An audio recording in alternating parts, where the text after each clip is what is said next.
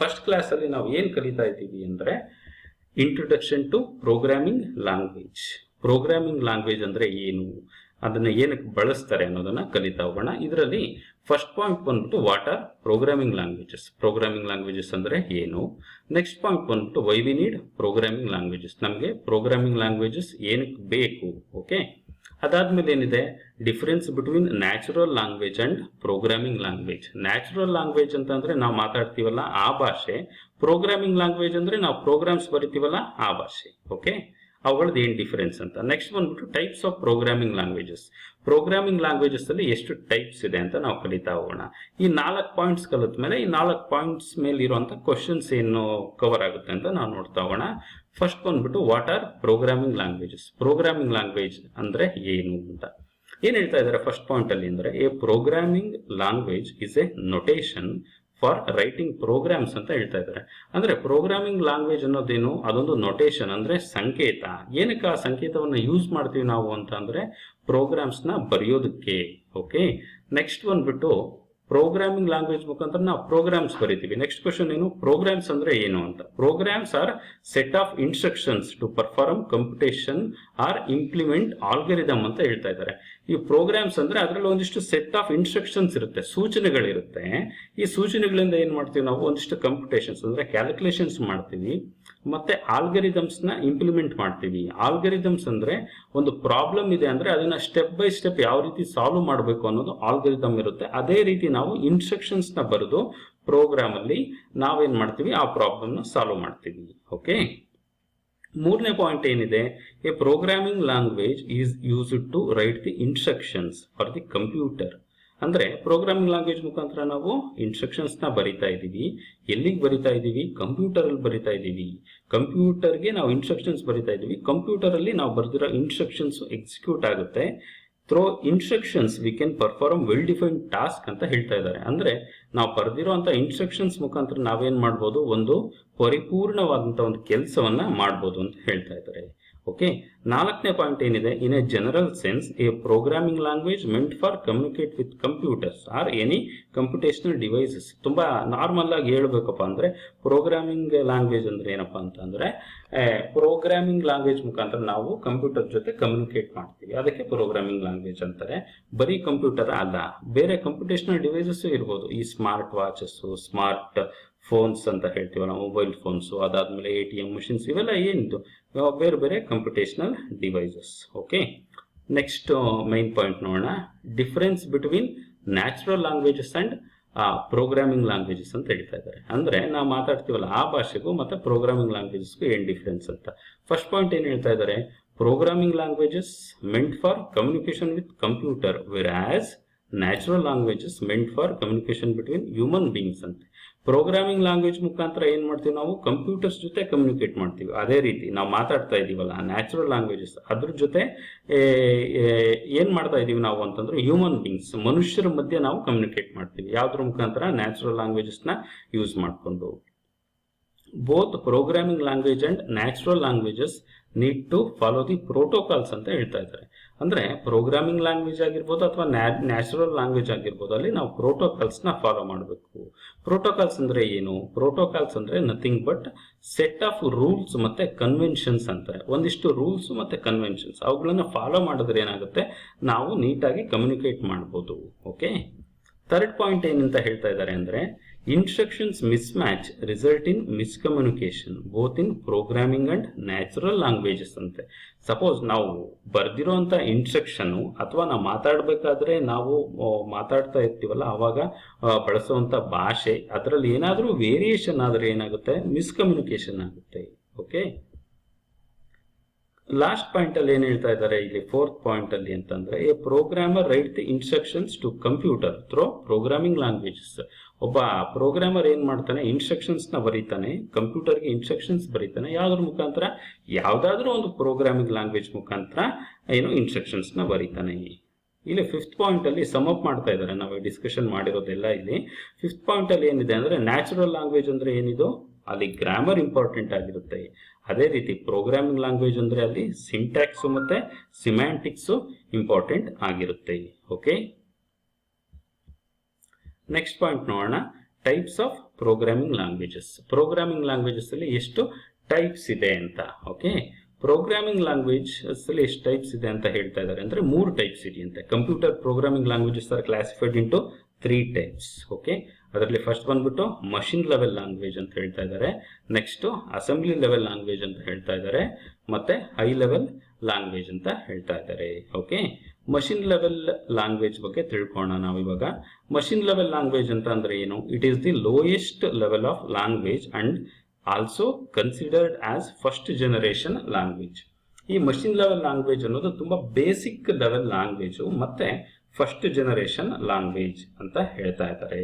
Okay, next ಬಂದ್ಬಿಟ್ಟು ಈ machine level language which operates with 2 digits ಅಂತ ಹೇಳ್ತಾ ಇದ್ದಾರೆ. 2 ಡಿಜಿಟ್ಸ್ ನ ಉಪಯೋಗಿಸ್ಕೊಂಡು ಆಪರೇಟ್ ಮಾಡುತ್ತೆ. ಯಾವುದು? ಒಂದು 1, ಇನ್ನೊಂದು ಡಿಜಿಟ್ 0. 1 ಅಂದ್ರೆ ಟ್ರೂ, 0 ಅಂದ್ರೆ ಫಾಲ್ಸ್. ಅಂದ್ರೆ 1 ಅಂದ್ರೆ ಸರಿ, 0 ಅಂದ್ರೆ ತಪ್ಪು ಅಂತ ಹೇಳ್ತಾ ಇದ್ದಾರೆ. Okay, also known as binary language ಅಂತೆ. ಈ ಮಷಿನ್ ಲೆವೆಲ್ ಲ್ಯಾಂಗ್ವೇಜ್ ಇದೆಯಲ್ಲ, ಇದನ್ನ ನಾವು ಬೈನರಿ ಲ್ಯಾಂಗ್ವೇಜ್ ಅಂತ ಕೂಡ ಕರಿತೀವಿ. ಯಾಕೆಂದ್ರೆ ಇಲ್ಲಿ 1 ಮತ್ತೆ 0 ಇದೆಯಲ್ಲ, ಇವುಗಳು ಬೈನರಿ ಡಿಜಿಟ್ಸ್. ಅದಕ್ಕೆ ನಾವು ಮಷಿನ್ ಲೆವೆಲ್ ಲ್ಯಾಂಗ್ವೇಜ್ ನ ಏನಂತ ಕರಿತಾ ಇದೀವಿ? ಬೈನರಿ ಲ್ಯಾಂಗ್ವೇಜ್ ಅಂತ ಕರಿತಾ ಇದೀವಿ. ಓಕೆ, ನೆಕ್ಸ್ಟ್ ಇಂಪಾರ್ಟೆಂಟ್ ಪಾಯಿಂಟ್ ಇದು ಏನಂದ್ರೆ system understands only machine level language ಅಂತೆ.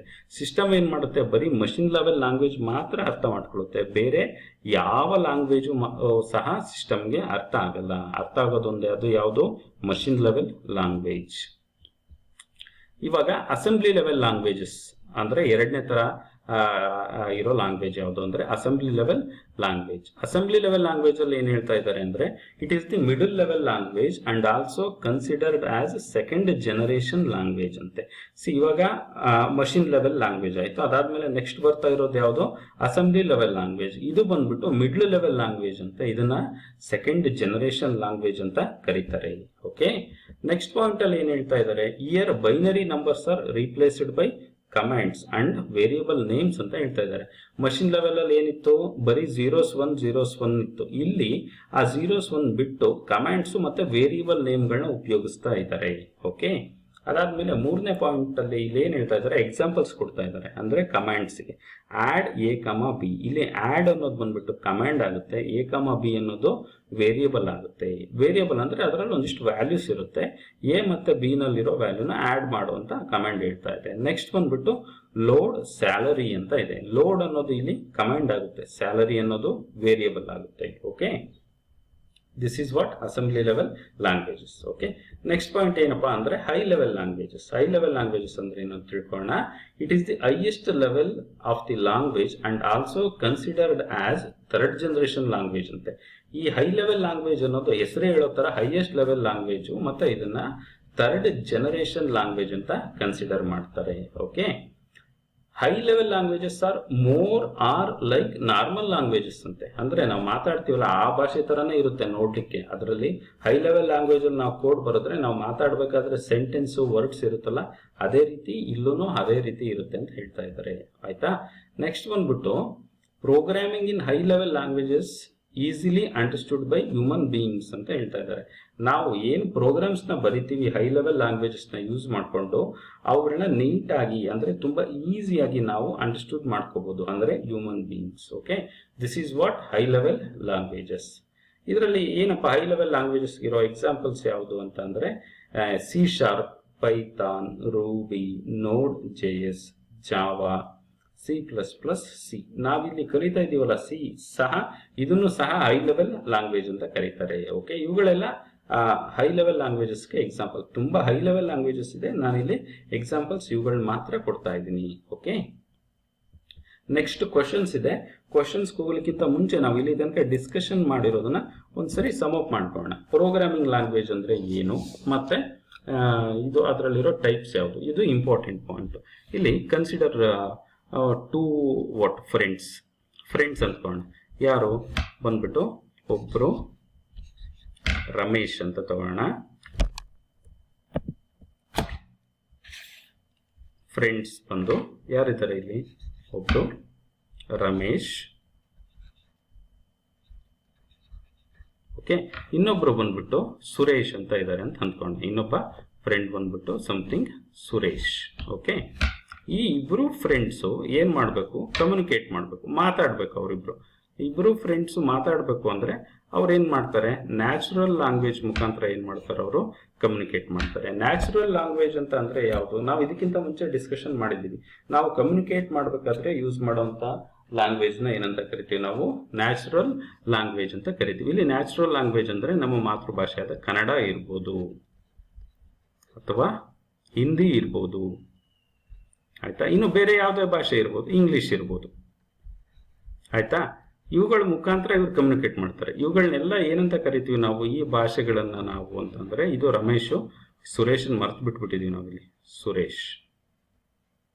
ಓಕೆ, ಇವುಗಳನ್ನ ಏನಂತ ಕರಿತೀವಿ ನಾವು, natural languages. Okay, natural languages.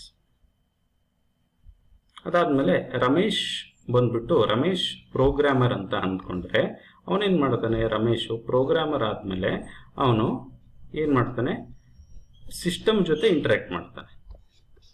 This is what system. Okay, ಈ ಸಿಸ್ಟಮ್ ಜೊತೆ ಇಂಟರಾಕ್ಟ್ ಮಾಡ್ತಾನೆ ಅಂದ್ರೆ ಇಲ್ಲಿ ನ್ಯಾಚುರಲ್ ಲ್ಯಾಂಗ್ವೇಜಸ್ ಮುಖಾಂತರ ಇಂಟರಾಕ್ಟ್ ಮಾಡ್ತಾ ಇದ್ದ ಯಾರ ಜೊತೆ, ಸುರೇಶ್ ಜೊತೆ. ಇಲ್ಲಿ ಸಿಸ್ಟಮ್ ಜೊತೆ ಇಂಟರಾಕ್ಟ್ ಮಾಡಬೇಕು ಅಂದ್ರೆ ಅವನಿಗೇನ್ ಬೇಕು, ಪ್ರೋಗ್ರಾಮಿಂಗ್ ಲ್ಯಾಂಗ್ವೇಜಸ್ ಬೇಕು. ಓಕೆ, ಪ್ರೋಗ್ರಾಮಿಂಗ್ ಲ್ಯಾಂಗ್ವೇಜಸ್ ಬೇಕು. ಯಾವ್ದಾವ್ದು ಪ್ರೋಗ್ರಾಮಿಂಗ್ ಲ್ಯಾಂಗ್ವೇಜು, ಸಿ ಬೇಕಾದ್ರೆ ಯೂಸ್ ಮಾಡ್ಕೋಬಹುದು, C++, ಆಮೇಲೆ C#, ಆಮೇಲೆ ಜಾವಾ. ಇದರಲ್ಲಿ ಯಾವ್ದಾದ್ರೂ ಒಂದು ಪ್ರೋಗ್ರಾಮಿಂಗ್ ಲ್ಯಾಂಗ್ವೇಜ್ ನ ಯೂಸ್ ಮಾಡಿಕೊಂಡು ಕಮ್ಯುನಿಕೇಟ್ ಮಾಡ್ಬೋದು. ಓಕೆ, ನೆಕ್ಸ್ಟ್ ಬಂದ್ಬಿಟ್ಟು ಇಲ್ಲಿ ಇದು ಪ್ರೋಗ್ರಾಮಿಂಗ್ ಲ್ಯಾಂಗ್ವೇಜಸ್ ಆಯ್ತು, ಇಲ್ಲಿ ಇದು ಪ್ರೋಗ್ರಾಮಿಂಗ್ ಲ್ಯಾಂಗ್ವೇಜಸ್ ಆಯ್ತು, ಮತ್ತೆ ಈ ಕಡೆ ನ್ಯಾಚುರಲ್ ಲ್ಯಾಂಗ್ವೇಜಸ್ ಆಯ್ತು. ಇವು ಎರಡು ಏನ್ ಮಾಡ್ತಾವಪ್ಪ ಅಂತಂದ್ರೆ ಒಂದಿಷ್ಟು ರೂಲ್ಸ್ ನ ಫಾಲೋ ಮಾಡ್ತಾವೆ ಕಮ್ಯುನಿಕೇಶನ್ ಮಾಡ್ಬೇಕಾದ್ರೆ. ಆ ರೂಲ್ಸ್ ಏನಂತ ಕರಿತೀವಿ ಅಂದ್ರೆ ಪ್ರೋಟೋಕಾಲ್ಸ್ ಅಂತ ಕರಿತೀವಿ. ಏನೋ ಪ್ರೋಟೋಕಾಲ್ಸ್. ಪ್ರೋಟೋಕಾಲ್ಸ್ ಅಂತ ಅಂದ್ರೆ ಒಂದಿಷ್ಟು ರೂಲ್ಸ್ ಅಂಡ್ ಕನ್ವೆನ್ಷನ್ಸ್ ಅಂತ. ಅಂದ್ರೆ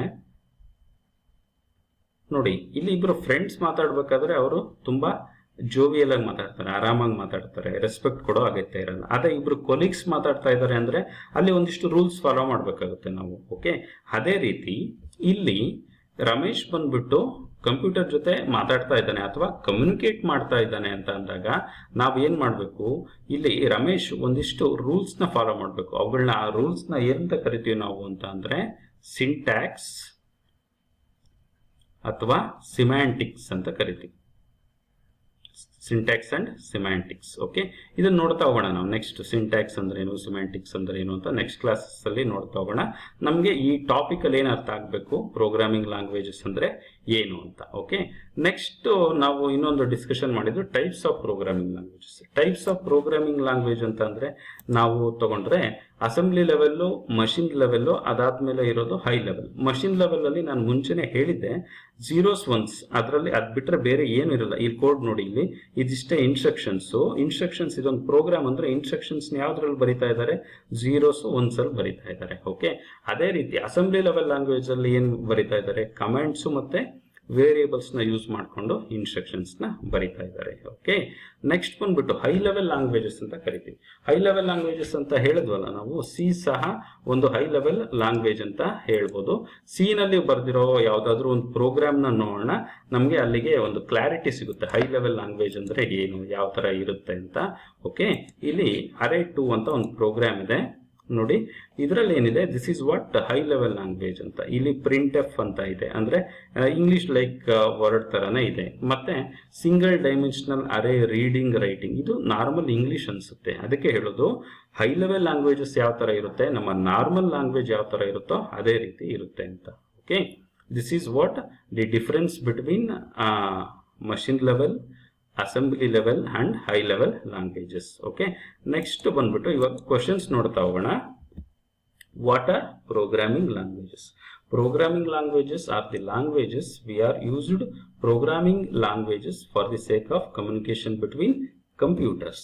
Why we need programming languages? To write the programs to the computer. Okay, so we need programming languages. Okay, how programming languages are classified? Programming languages ನ ಯಾವ ತರ classify ಮಾಡಿದ್ದಾರೆ? ಮೂರು ತರ ಕ್ಲಾಸಿಫೈ ಮಾಡಿದ್ದಾರೆ. Okay, machine level, assembly level, then high level. Next question ಬಂದ್ಬಿಟ್ಟು, is machine understand assembly level language? Machine assembly level language ನ understand ಮಾಡ್ಕೊಳುತ್ತಾ? ಡೆಫಿನೆಟ್ಲಿ ಇಲ್ಲ, ಮಾಡ್ಕೊಳ್ಳಲ್ಲ. ಓಕೆ, ಮಷಿನ್ಗೆ ಅಂದ್ರೆ ಕಂಪ್ಯೂಟರ್ಗೆ ಗೊತ್ತಾಗೋದು ಯಾವುದು? ಮಷಿನ್ ಲೆವೆಲ್ ಲ್ಯಾಂಗ್ವೇಜ್ ಅಂದ್ರೆ ಬರೀ ಝೀರೋಸ್ ಮತ್ತೆ ಒನ್ಸ್ ಅಲ್ಲಿ ಇರಬೇಕು, ಅವಾಗ ಮಾತ್ರ ಏನಾಗುತ್ತೆ, ಮಷಿನ್ಗೆ ಅರ್ಥ ಆಗುತ್ತೆ. Okay, these are what our questions. Okay, so ನಾವು ಈ ಕ್ಲಾಸ್ ನ ಇಲ್ಲಿಗೆ ವೈಂಡ್ ಅಪ್ ಮಾಡೋಣ. Thank you all, thank you for the listening. Have a nice day.